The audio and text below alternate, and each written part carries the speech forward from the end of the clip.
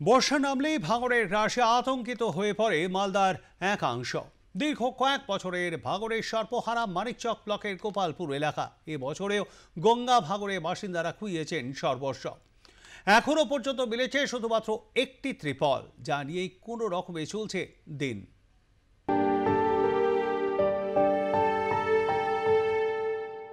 শুরু হচ্ছে গঙ্গা ভাঙন, আর এই গঙ্গা ভাঙন রোধ করতে কিন্তু রাজ্য সরকারের পক্ষ থেকে বালির বস্তা ফেলে এই গঙ্গা ভাঙনের কাজ রোধ করা হচ্ছে।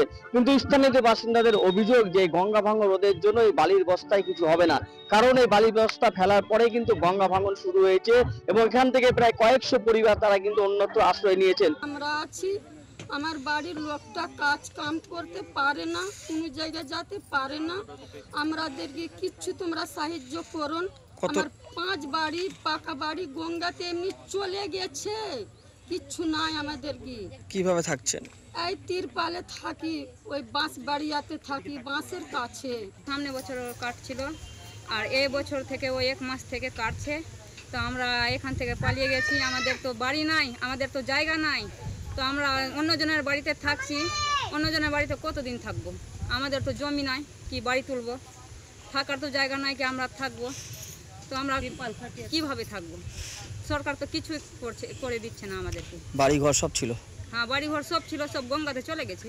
বাড়ি ছিল 6-7টা বাড়ি ছিল, খুব ছিল। কোথায় গেছে সব? একটাও বাড়ি নাই, কোথায় গেছে? চলে গেল নদীতে, কিচ্ছু খুলতে পারিনি। গঙ্গা ভাঙনে? গঙ্গা ভাঙনে চলে গেছে, একটাও কিছু খুলতে পারে না, সকাল থেকে কিচ্ছু খাইনি।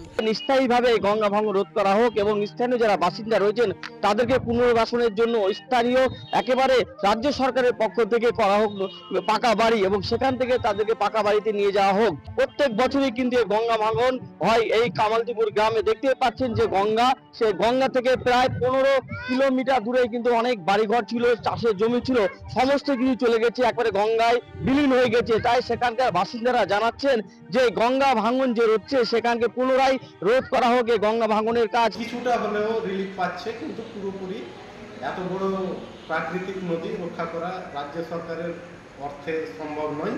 এটা সেন্ট্রালের কাজ, জাতীয় নদী জাতীয় সরকার করবে, কিন্তু ওরা প্রজেক্টটা কেন্দ্রীয় সরকার যদি করে তাহলে নিশ্চিতভাবে গঙ্গা ভাঙন রোধ হবে, কারণ অন্য রাজ্য হচ্ছে পশ্চিমবঙ্গ, সেটা হবে।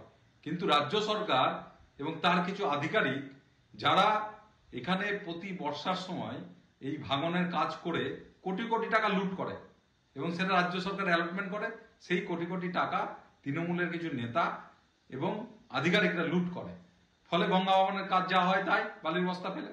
আজকে সাধারণ মানুষ এটা বুঝতে পেরেছে এবং তারাও আজকে বলছে যদি রাজ্য সরকার না পারে সেটা কেন্দ্রীয় সরকারকে এই প্রজেক্টটা দিয়ে দেওয়া হবে।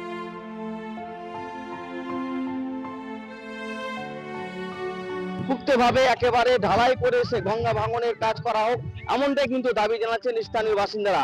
মালদা থেকে বিশ্বজিৎ মন্ডলের প্রতিবেদন, আর প্লাস নিউজ।